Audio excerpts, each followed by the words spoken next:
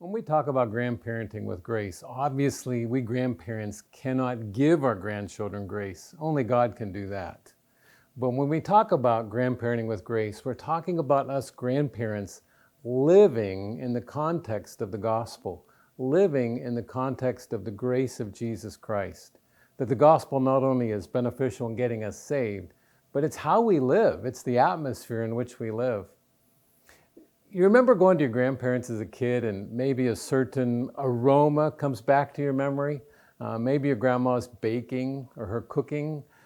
I think about that as grandparents, that if we grandparents live in grace, if we live Christ-centered lives, then wouldn't it be wonderful if one day our grandkids, when they're adults, can look back on their time with us and say, when I think about being with Grandpa and Grandma, it's like I can smell Jesus, that they had the aroma of Christ about them, and to live in the gospel in that way, that the way we live, how we interact with our grandkids and our kids, the words we use, the priorities in our lives, the values with which we live, all center on Christ and His grace.